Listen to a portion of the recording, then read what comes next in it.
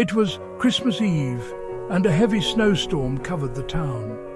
The roads were blocked, the wind was strong. Inside a small house, a family sat together, worried. Their little girl, Sophie, was very sick.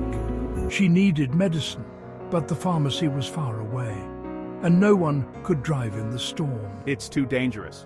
Her mother held Sophie's hand tightly. They didn't know what to do.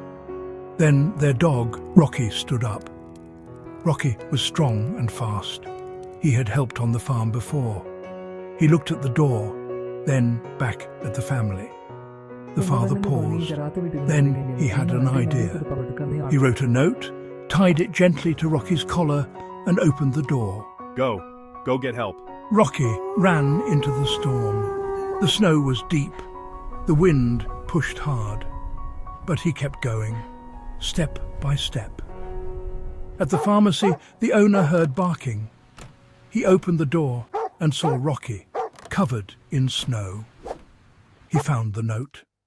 Quickly, he gathered the medicine and tied it to Rocky. Go back. Rocky ran again, back through the storm, back home. When the family opened the door and saw him, they couldn't believe it.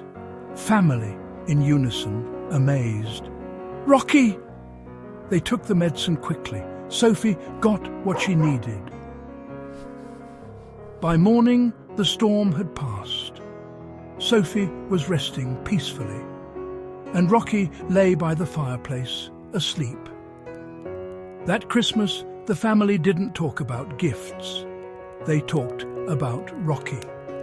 Because sometimes the greatest gift is courage and love.